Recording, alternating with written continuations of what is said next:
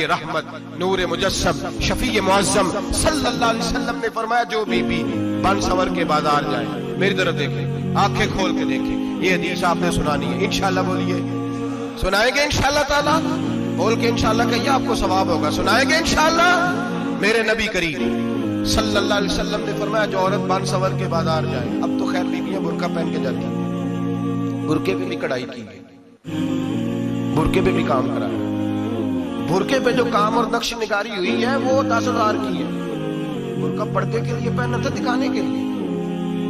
یہ کیسا برقع ہے کہ اس نے برقع بھی پہنا ہوا ہے اور برقع بھی اس نے فیشن والا پہن لیا ہے؟ یہ کس طرح کا؟ اس تو پردے کو پردے کی ضرورت پڑ گئی۔ یہ کیسا پردہ ہے کہ جو پردے کو پردے کی ضرورت ہے؟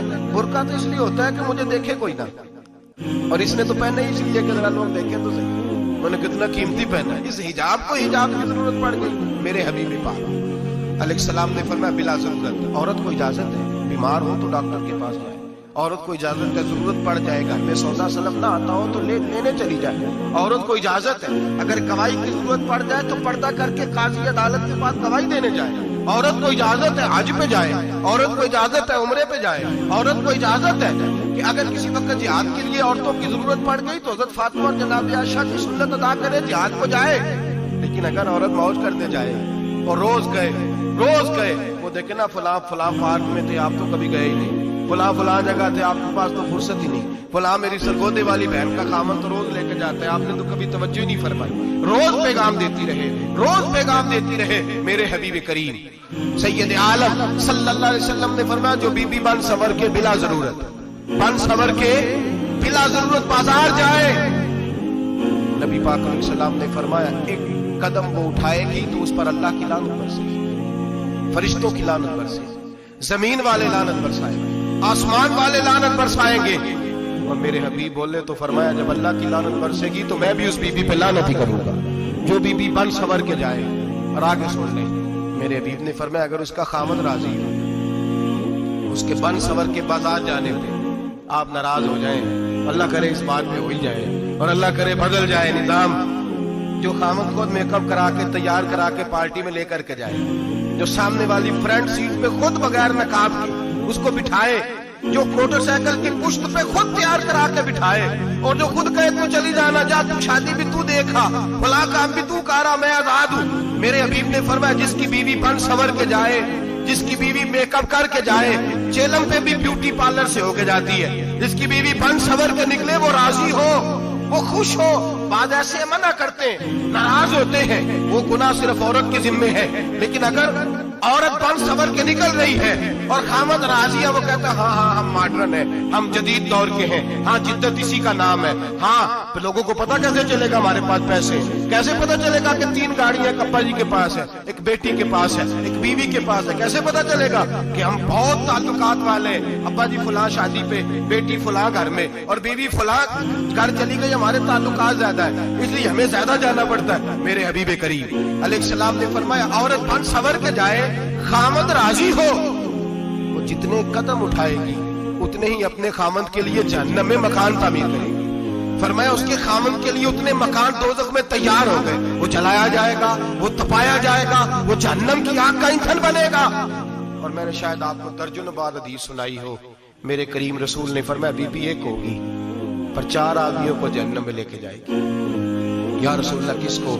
فرمایا باپ نے پردے کا نہیں کہا تو باپ بھی دوزخ میں جائے گا، اگر بھائی نے پردے کا نہیں کہا تو وہ بھی دوزخ میں جائے گا، شوہر نے پردہ نہیں کرایا تو وہ بھی جہنم میں جائے گا۔ وہ بیٹا جو کہتا تھا نا 1.25 لاکھ کا موبائل لینا ہے تو اماں نے گھر کے اندر شور ڈال دیا، مجبور کیا خامد کو لے کر کے دیا، اس بیٹے سے پوچھا جائے گا تو ساری زندگی اماں سے منواتا تھا، یہ تو نے کیوں نہیں کہا پردہ کر لے؟ اور اب تو بیوی ذرا 40 سال کی ہوتی ہے تو کہتی ہے میری خیر ہے میں بوڑھی ہو گئی، میری خیر ہے، روٹیاں ساری کھاتی ہوں باقی سارے کاموں میں جوانوں کی طرح ہوں، پردہ نہیں میں نے کرنا میری خیر ہے، فلانا تو میرے بیٹے کی طرح۔ ظلم کی حد ہے، ظلم کی حد۔ کزن ایک دوسرے سے ہاتھ ملاتے، کزن وہ کس مصیبت کا نام؟ کہتے یہ بھائی ہے، وہ بھائی یہ بھائی ہوتا تو اس سے نکاح ناجائز ہوتا، اب چونکہ اللہ نے اس کے ساتھ نکاح کو حرام رکھا ہے تو یہ تمہارا بھائی ہو سکتا؟ میرے رسول کریم صلی اللہ علیہ وسلم نے فرمایا سور نجس العین ہے، کتا بالکل ناپاک نہیں ہوتا، کتا بھیگ جائے تو بعد اوقات ناپاک ہوتا، یہ کتے کے منہ سے تھوک نکلے تو ناپاک ہوتی ہے. سور نجسل ہے, پورا ناپاک, خشک بھی ہو تو ناپاک ہے. میرے حبیب پاک علیہ الصلوۃ والسلام نے فرمایا ایک سور ہو وہ پہلے ہی ناپاک, اور دوسرا پھر وہ سور گند میں لپٹا ہوا ہو, غلاظت سور کو لگی ہوئی ہو. فرمایا ایک تو سور جو نجس العین ہے اور پھر وہ گند میں لپٹ جائے, غلاظت میں بھر جائے, اس کے پورے وجود کو گندگی لگ جائے. فرمایا وہ سور گندگی اور غلاظت میں لپٹا ہوا تیرے جسم سے لگ جائے تو اتنا برا نہیں جتنا غیر محرم عورت کا وجود تیرے وجود سے لگ جائے تو برا ہے. اس قدر تفصیل دی, کہاں سے بات شروع کی اور کہاں میرے نبی نے سکھائی. کزن ہاتھ ملا رہی ہے, کزن کے ساتھ بازار جایا جا رہا ہے, کزن کے ساتھ فلاں کام ہو رہا ہے, کزن کو چچا کا بیٹا بھائی ہوتا ہے, اگر یہ سگا بھائی ہوتا تو اس کے ساتھ نکاح ناجائز ہوتا. خدا را آ جاؤ, لوٹ آؤ, واپس پلٹو دین کی طرف, لوٹو اس تباہی سے نکلو. یہ جو آگ ہے, یہ جو بے سکونی ہے, یہ جو تماشا ہے, یہ لاکھوں کمانے کے باوجود جو بے برکتی ہے, یہ بڑی بڑی فوجوں کے باوجود جو روز میتیں اٹھتی ہیں, یہ جو روز جنازے پڑے جاتے ہیں, یہ جو روز بیٹیاں بیوہ ہوتی ہیں, یہ جو روز ماؤں کے سہاگ لٹتے ہیں, یہ ہماری نافرمانیاں ہیں. ہم دین کے معاملے میں ہم لوگوں نے نرمی شروع کر دی ہے, ہم اللہ اور اس کے رسول سے بغاوت کرنے لگے ہیں. میرے حبیب کریم سید عالم نور مجسم شفیع معظم صلی اللہ علیہ وسلم نے فرمایا زنا صرف شرمگاہ کا نہیں ہوتا. حضور نے فرمایا آنکھیں بھی زانی ہوتی ہیں, کان بھی زانی ہوتے ہیں, زبان بھی زانی ہوتی ہے. بخاری مسلم دونوں میں موجود ہے. صحابہ نے عرض کی حضور زبان کیسے زانی ہوتی ہے؟ فرمایا جو نماز کے باوجود گند بولتا ہے, غلیظ گفتگو کرتا ہے, وہ زبان کا زانی ہے. اور فرمایا جو روز گند دیکھتا ہے اور جتنی مرضی تجدید پڑھے وہ آنکھ کا زانی ہے. اور جو گندی باتوں میں لذت محسوس کر کے سنتا ہے وہ جتنا مرضی روز اٹھ کے مسجد میں جھاڑو دے وہ کانوں کا زانی ہے. میرے نبی نے فرمایا آنکھ کا زنا بھی چھوڑ دو, کان کا زنا بھی, بولیے کان کا زنا بھی, زبان کا زنا بھی. مسند امام احمد بن حنبل اٹھائیے. ایک صحابی نے عرض کی حضور نماز میں دل نہیں لگتا, میرا قرآن پاک میں دل نہیں لگتا, درود و سلام میں دل نہیں لگتا. آمنہ کے معصوم لال نے کیا جواب دیا؟ حضور نے فرمایا جا اپنی نظر جا کے پاک کر لے, اللہ کے نبی کا وعدہ ہے تیرا سجدے میں دل لگنے لگ جائے گا. جا اپنی آنکھ کو طہارت دے, وضو کرا, نظروں کو پاک کر, اللہ کے رسول کا وعدہ ہے تیرا قرآن پاک میں دل لگے گا.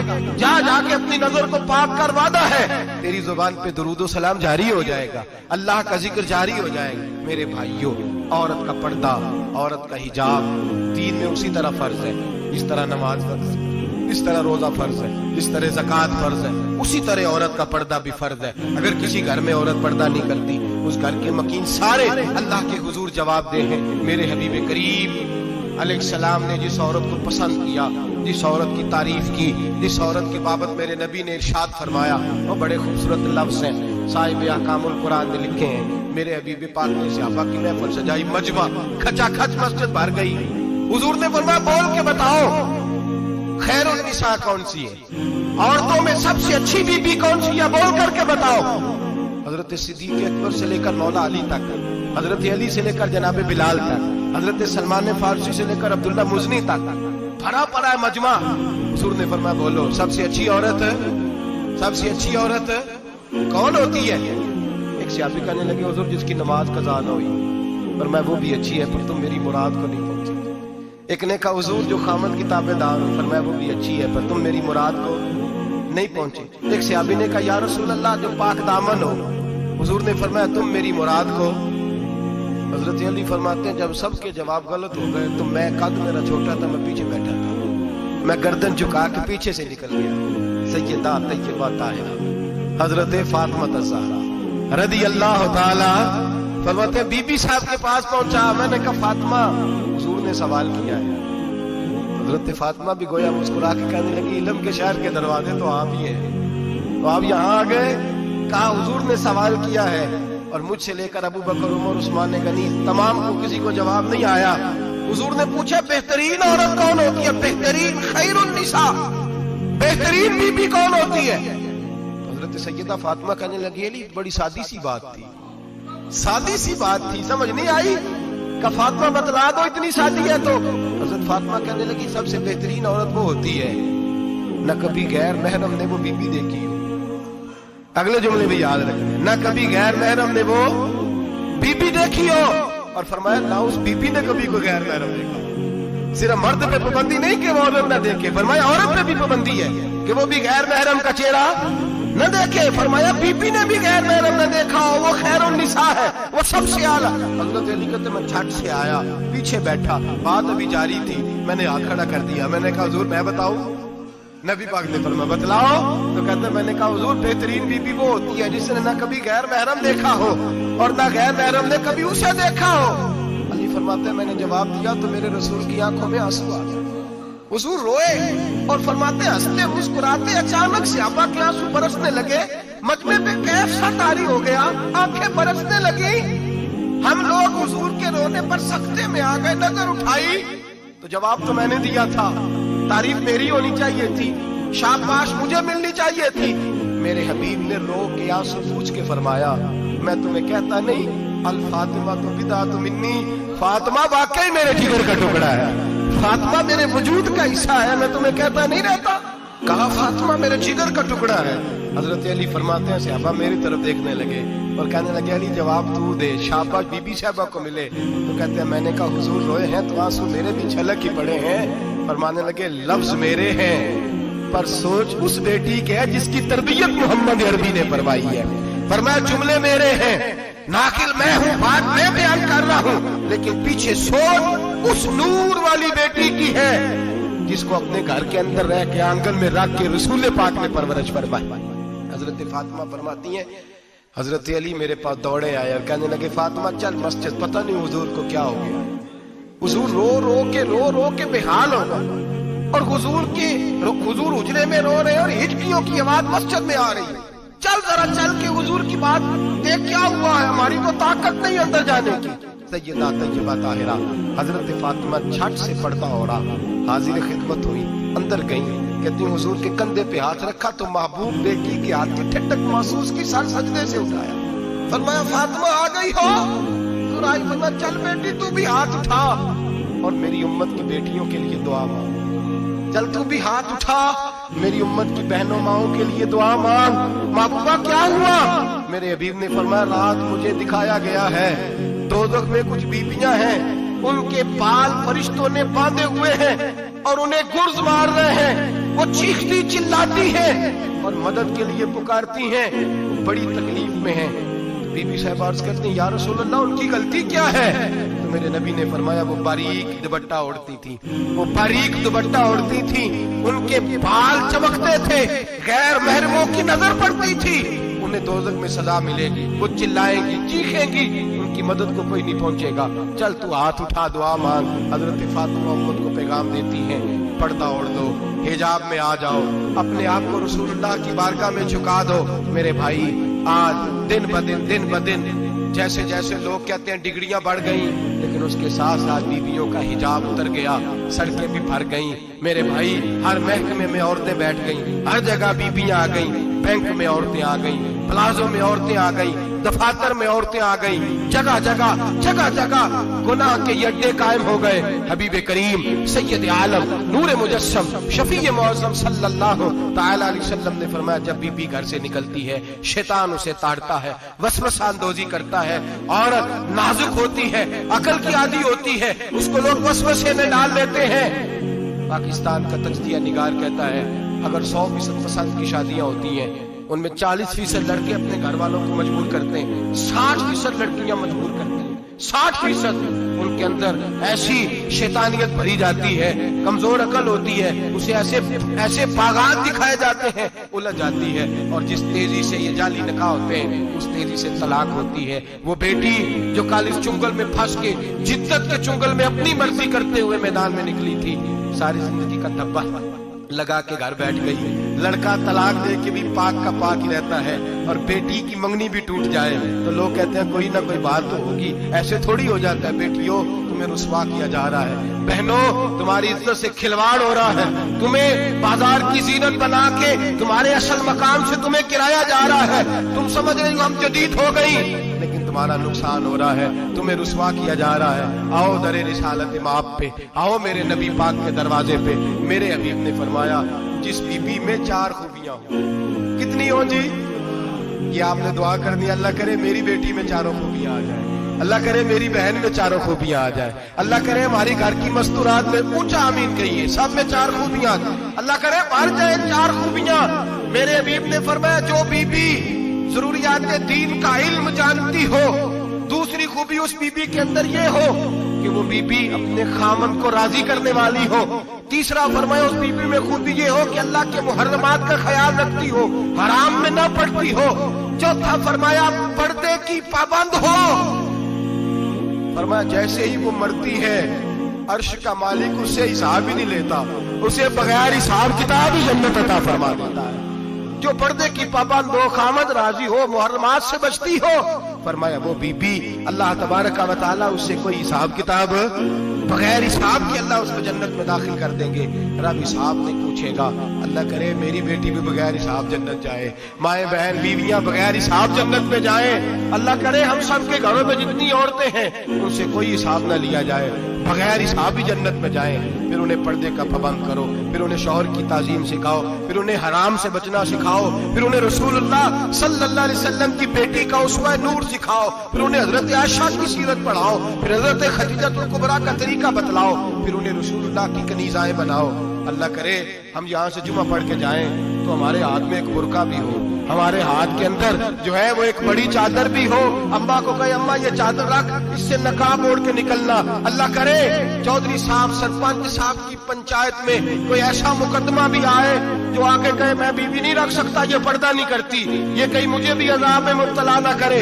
अल्लाह करे शौहर इस तरह का गैरतमंद बने, वो कहे खबरदार खबरदार, अगर तू दरवाजे से निकली आला हजरत इमाम अहले सुन्नत मुजद्दिदीन मिल्लत मेरे आला हजरत से किसी ने पूछा था कि हजरत जी बीबी नात पढ़ सकती है? फतावा रज़विया की 14वीं जिल्द, बीबी मिलाद पढ़ सकती है? मिलाद आला हजरत ने फरमाया अगर बीबी मिलाद पढ़ रही हो, नात पढ़ रही हो और उसकी आवाज गैर महरम के कानों तक जा रही हो, फरमाया उसे सवाब नहीं होगा, उसे हराम काम करने का गुनाह दिया जाएगा। बीबी को मना है, वो नात की आवाज भी औरत का ही नहीं पड़ता, दीन में तो औरत की आवाज का भी पड़ता है। दीन में तो औरत की हजरत सैयदा ज़ैनब, हजरत फातिमा की वो लख्ते जिगर जो मैदान करबला में इमाम हुसैन बराबर की शरीक रही सैयदना इमाम हुसैन के साथ। याह्या बिन मोइन कहते मैं 15 साल तक हजरत ज़ैनब का पड़ोसी रहा हूं। 15 साल, घर बराबर होता है ना, बंदा बीबी देख ही लेता है।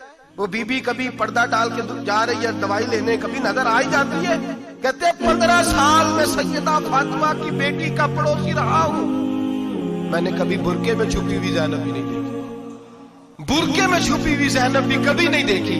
हजरत अब्दुल्ला बिन जाफर तैयार जनाबे अलीउल मुर्तजा के भाई थे, उनके बेटे के साथ इनका निकाह हुआ था, बीमार हो गई।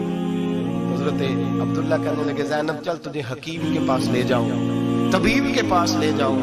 तो हजरत ज़ैनब कहने लगी आप जाइए मेरा हाल बता के दवाई ले आइए। तो हजरत अब्दुल्ला जाफर तैयार कहने लगे शरीयत में गुंजाइश है डॉक्टर के पास जाने, हकीम के पास जाने की गुंजाइश है, तू चलती क्यों नहीं? तो हजरत ज़ैनब कहने लगी शरीयत में गुंजाइश तो है पर अब्दुल्ला मेरी मजबूरी ये है कि मैं फातिमा की बेटी। शरीयत में गुंजाइश तो है पर मेरी मजबूरी ये है कि मैं हुसैन की बहन हूँ। शरीयत में गुंजाइश है पर मैं हसन की बहन हूँ। शरीयत में बड़ी गुंजाइश है पर लोग मुझे मोहम्मद अरबी की नवासी कहते हैं। गुंजाइश तो है पर मैं नहीं ना निकल सकती, इसलिए कि जितना कोई अपने आप को दीन के करीब जानता है उतना उसके पैरों में शरीयत की जंजीरें ज़्यादा होती हैं। तो जनाब सैयदना अब्दुल्ला कहने लगे अगर तू पर्दा कर गई, अगर तू चली गई, फरमाने लगे ये तो अल्लाह की मशीयत है, तो दवाई ला दे ताकि मैं खा लूं, और अगर मैं चली गई तो मैं अपनी माँ से जाके कहूंगी कि अम्मा सारी तकलीफें मैंने छाती पे बर्दाश्त की हैं पर मैंने तेरे पर्दे पर आंच नहीं आने दी। मेरे भाई ये उसवा नूर है, ये उसवा हसना है, ये हमें सिखाया जा रहा है। मेरे हबीब करीम की बीवियों का ये हाल था। बीवियों का अपने घर के आंगन में हजरत आयशा सिद्दीका, हजरत सौदा जनाबे हफ्सा अपने सेन में जब बैठती थी ना तो दीवार की तरफ मुंह करके बैठती, दीवार के साथ लग के दीवार की तरफ। बीबियां अपने घर के अंदर भी दीवार की जानिब मुंह करके बैठती थी। लोग पूछती, बीबियां पूछती कि अपने घर में भी दीवार को मुंह करने का मतलब?